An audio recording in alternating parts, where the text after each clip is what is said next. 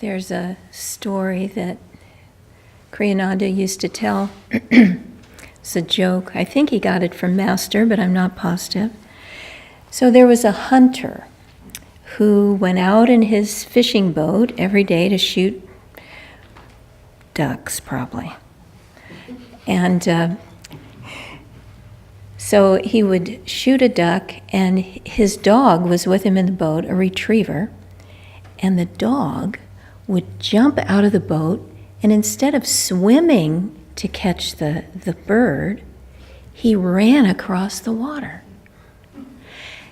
And the hunter was amazed. He didn't know what to think about this. And day after day, he would go out in his boat with his dog, and if he shot a bird, the dog would do the same thing. He wouldn't swim, he would run across the water. And there weren't any rocks or anything, to run across. It was actually just the water. Well, the man didn't know what to do. So finally he thought, okay, I'm going to bring my buddy with me and have him sit there and watch this and see if it's true, if I'm just going crazy or what. So he brought his friend with him in the boat, and sure enough, they shot a bird, and the dog jumped out of the boat, ran across the water, ran back with the bird, got into the boat, very pleased with himself, but completely dry. But the buddy didn't say anything. He just sat there. And finally the hunter said, well, did you see what just happened? And the man said, yeah, stupid dog doesn't know how to swim.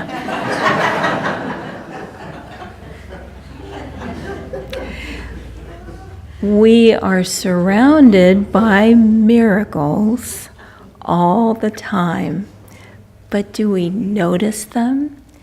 Do we notice how God protects us, the things He does that helps us? Do we even notice those things? We know how to complain about the things that He's not doing right, don't we?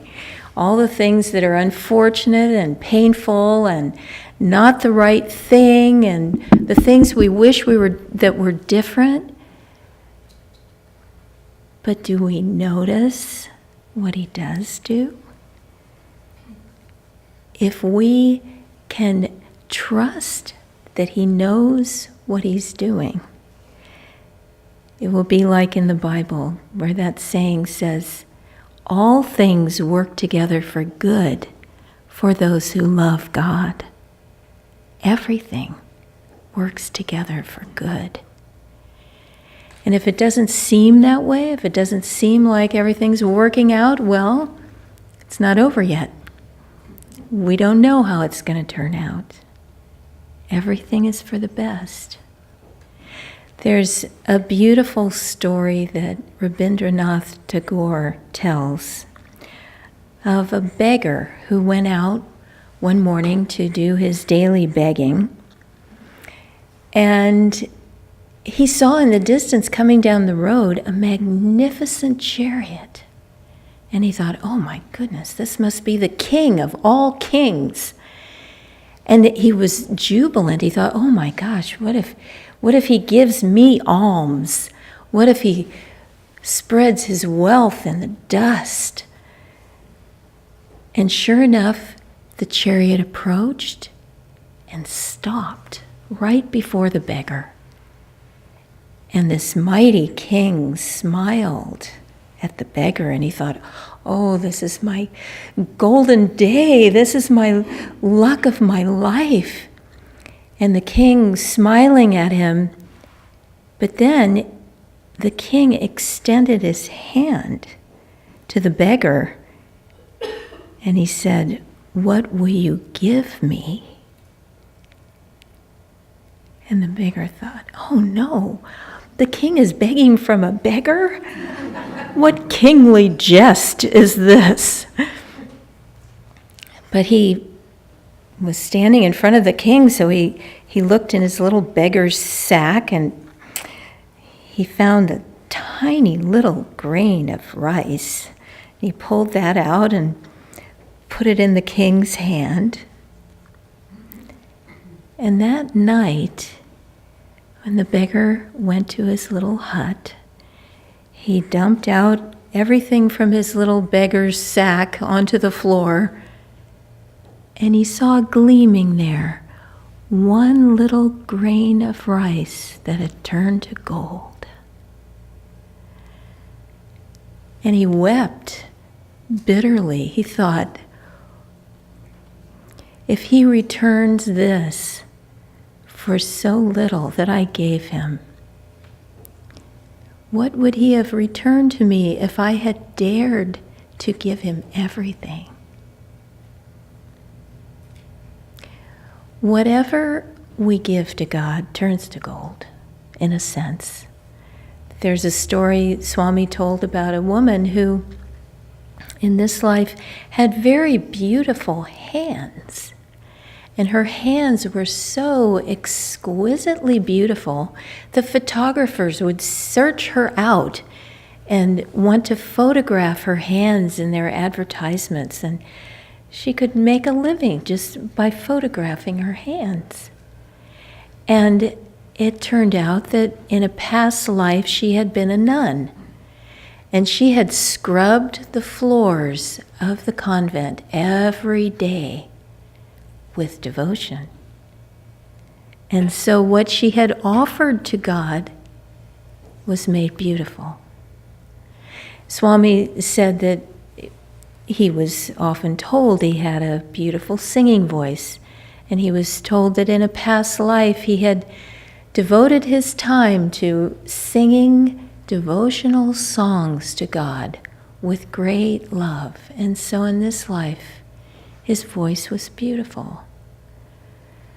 Let us offer everything that we have, every talent, every grief, every sorrow, every pain, every joy, every talent, every desire, our body, mind, and soul, and heart, and mind. Let's offer everything to God. And in that love, everything is purified and our lives become beautiful. This passage of the Bhagavad Gita is a very beautiful one, and it tells us how to pray. It tells us how to offer that prayer to God. It starts with, to those who meditate on me. Meditation is the way to become calm. And if we become calm, we can perceive God's presence within us. God is not an emperor that we have to supplicate. He's not an emperor in a palace at some edge of space. He lives in the hearts of every creature, every person. He lives in our own hearts. And as the Bible says, if we become still, be still and know that I am God. Through that calmness, through that stillness, we start to perceive that God is within us. And through deepening that perception, then we begin to be able to focus on God. So meditate on me.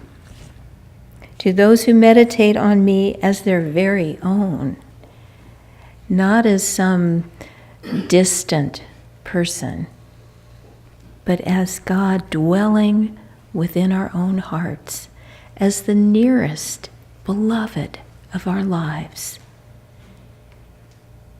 If we run to God as a baby would run to his mother's arms, with that kind of trust, that kind of expectation, that kind of love and joy, God is right there for us.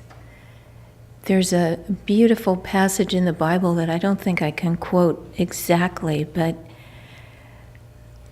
Zion says, "My Lord, why hast thou forsaken me?" And the Lord replies, "Does a mother forget the child at her breast? Does she not want, even if she did, I would never forget you. I have engraved your name on my hand." That is a promise for each of us. We have to dig out of our little beggar's sack that tiny grain of rice and offer that. And then open the floodgates of ourselves and offer more and more to God. To those who meditate on me as their very own.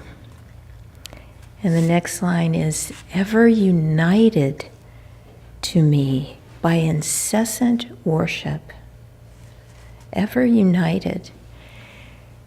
If we concentrate on the good in life, the positive, there's a beautiful passage in Philippians that says, whatsoever is good, whatsoever is just, whatsoever is honest and true, of good report, of virtue, of praise, think on these things.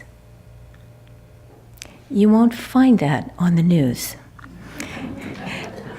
Think about the good things, and that starts to attune you to God. Start thinking about the blessings in your lives that you can see and you can hear and you can touch and taste. Swami, towards the end of his life, couldn't taste his food, could not hear. His sight was growing dim. He was losing his senses one by one. And we used to joke, well, Swami, just don't lose your sense of humor. We have to keep offering by incessant worship, united to me. That means in tune with me, in tune with God's vibration. Keep your mind uplifted in consciousness. To those who meditate on me as their very own, ever united to me by incessant worship, I make good their deficiencies and render permanent their gains. In other words, if you do these things, God will give you what you need. He knows what you need better than you do. He has a broader perspective. He knows all your past lives. He knows all your goals, your dreams, your future. He knows everything. He knows exactly what you need. And if you love Him, if you are confident in Him, He will give you whatever you need. How does it say? He will supply your deficiencies. He will make good your deficiencies and render permanent your gains. Every spiritual step that you take will be solid and will help you to the next step. He will guide you through your spiritual path. He will guide you to freedom. That's what He wants for you.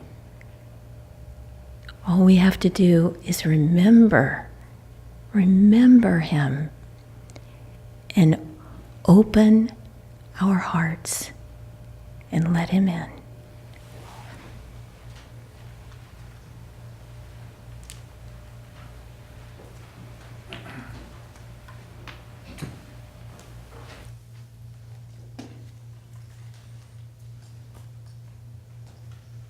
There is a story that I read recently that, when you hear the end of it, may not seem to tie into the topic today, but trust me, it does. True story. There was a young man hitchhiking, and he got a ride with someone who pulled over, and they started off driving together, two young men, and They had driven a little while. The driver was a little bit rough-sawn, rough-hewn, but they were going along, and the flashing lights came up behind them, and they got pulled over. And this guy in the car, the hitchhiker in the car, was not real happy about this because he didn't know what was up.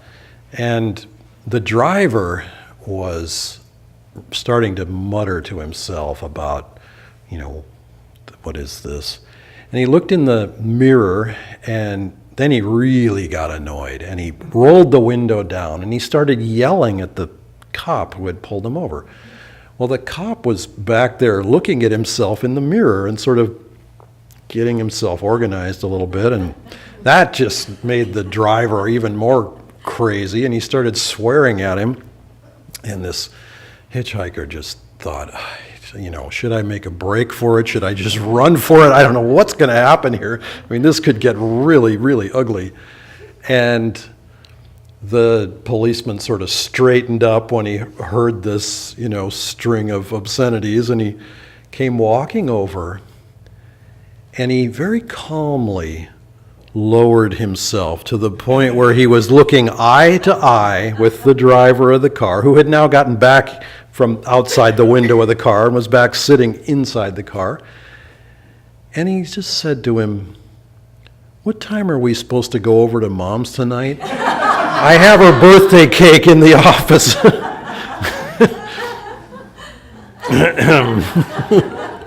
Sometimes the unexpected is happening right in our immediate radius, our immediate neighborhood. Think to the story that Swamiji tells, referencing in the Bible. We have Christ walking in a crowded street, and he is absolutely, the crowds are nearly suffocating him. I mean, that means there are a lot of people pushing at him from all sides.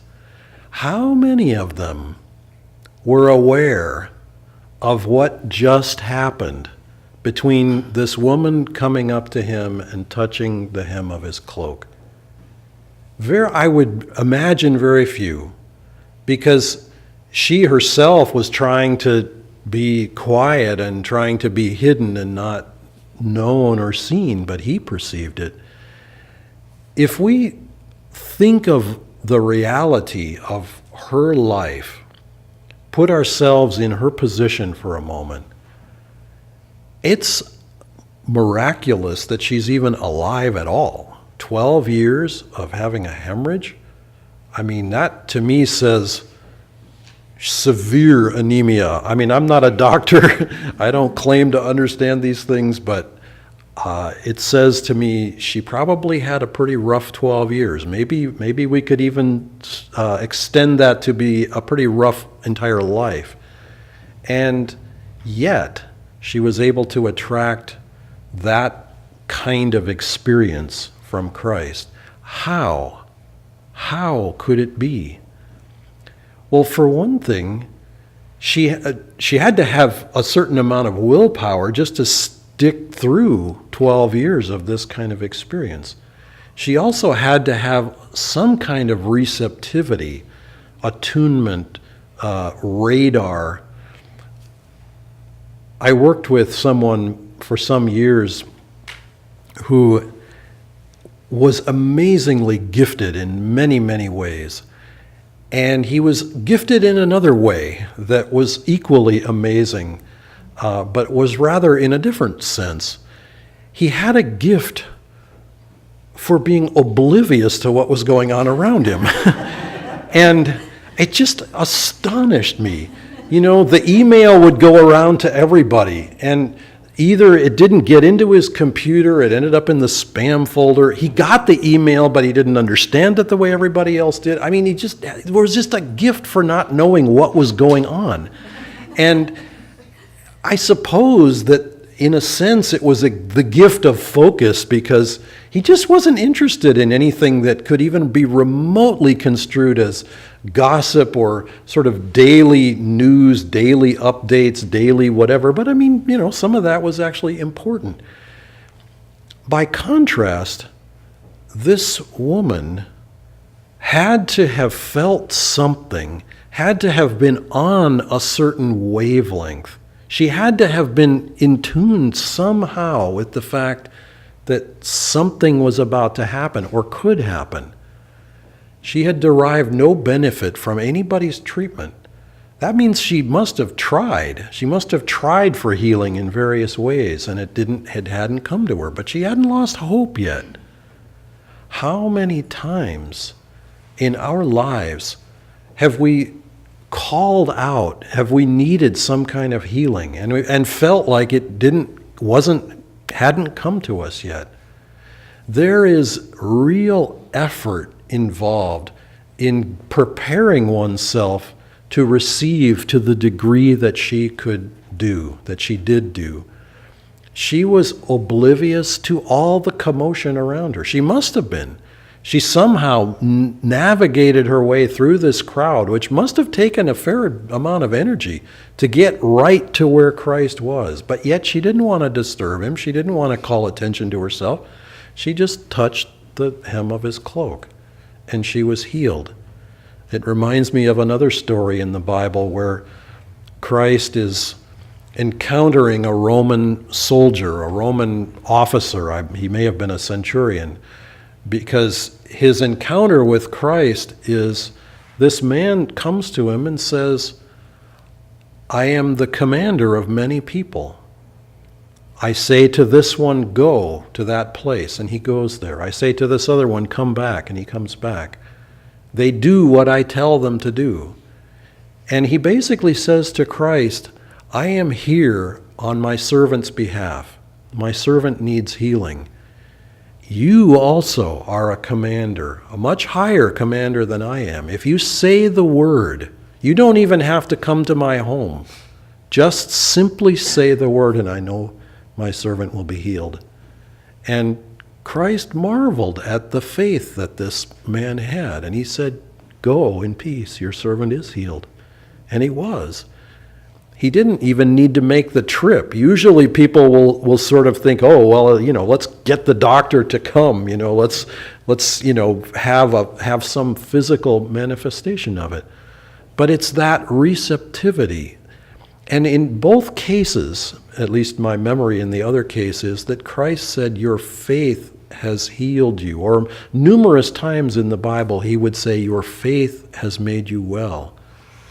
And, even on the cross, as the two criminals on either side of him are having this debate about, can't you help? One of them is saying, can't you help us? If you're really who you say you are or who people think you are, can't you pass a miracle here and get us off this cross? And the other one shuts him up and says, look, we belong here. We've at least been criminals, okay? He didn't do anything. And then he says to Christ, pray for me when you come to paradise. And Christ says to him, you'll be there with me this very day. And that level of faith means to be in tune, means to get on the same wavelength, means to lift our energy up to a level that is not common, that is not sort of ordinary and daily. The woman working her way through the crowd is not obsessed with, is the boy going to come and help me with my laundry today, or is he just going to run off and go play at the river, or any of a zillion mundane realities that might preoccupy somebody, or all the noise and dust and commotion that this huge crowd is kicking up on the street near where I live. Nothing of that matters. We, all of us, to one degree or another, are that woman. We may not have hemorrhaged in the way that she did, but we hemorrhage other things. Peace of mind, life force, money, consciousness. We have to be healed of the ignorance that has brought us to the place where we're stuck in delusion. We're stuck in the sense that I'm separate from life. I'm separate from God. And we have to get to the point where nothing else matters. It takes a tremendous focus. I remember Jyotish telling the story, one of the stories that really, in his early exposure to Swamiji, to Swami Kriyananda, deeply touched him. They were working at the meditation retreat to create the first structures in the late 60s. This was probably 1968. And the temple that they had built had just burned down, just burned flat to the ground. And they didn't even have proper tents to stay in. I think they had just rolled their sleeping bags out on the ground. And Jyotish was just far enough away from Swami, probably the distance to the back of the room here, away from Swamiji in the forest there. And he was awakened in the morning to notice that Swamiji was sitting and meditating. And he could sort of hear something. He could hear that Swamiji was saying something. And the words, in effect, were, so much joy, so much joy. Initially, Jyotish thought, oh, well, he must be really disappointed. He must be expressing his sorrow that this thing we worked on, we put a lot of energy and money and time into, is just gone. And what was happening, in fact, was Swamiji was in such bliss because he had given a burned down temple. There wasn't much left to give but the ashes. He had given that to God. Just like the story that Nirmala was relating from Tagore, whatever we give to God, our little pouch has something in it, all of us. None of us is so broke as to not have something in that pouch that we can give to God, even if it represents a certain degree of failure to us. Nevertheless, it's precious to God. And it's fascinating to think that here came the king down the street, and he stopped before a beggar. And he begged from the beggar. And God himself comes and begs from us because he doesn't have our love until we give it willingly. We are the king of our own little kingdom. Even if we just think of it as a little hovel, a little hut by the side of the road, nevertheless, we are the king of that little hut by the side of the road. And if we don't open our hearts, if we don't open our little pouch, our little wallet, our little whatever it is, that's all we gave then, is just that little fraction of a grain of rice. But whatever we do give willingly comes back to us. And it's not numerical necessarily. And Swamiji made that clear in the reading. He says it comes back to us 1,000-fold in divine blessing. It comes to us in blessing form. So feel that. Yes, we've been hemorrhaging divine peace, peace of mind, or whatever it may be in our lives. But touch the hem of Christ one time, and that healing will be forever. There's an interesting perspective on this. There was a test given to some children about them. It was a history test about the Middle Ages. And the question on the test was, how many people died in the course of the plague that happened in some century or other? I don't remember which one. And the answer that this child gave was absolutely correct and completely not the one that school was looking for, the teacher was looking for. How many people died? All of them. They all died. They may have died from the plague. They may have died from something else, but they all died sooner or later. They was just like, well, all of them did. So the woman who was healed, yes, she also presumably had to die as well. She may have had a much, much longer life. But all of us, whether we get healed in some physical way or not, we need the healing of ignorance, because that kind of healing, just like the Bhagavad Gita says, that kind of healing is permanent. I will make good their deficiencies and render permanent their gains. That's what we're really after, the permanence of it. And that takes tremendous focus and there is no joy like that tremendous focus. Namaste.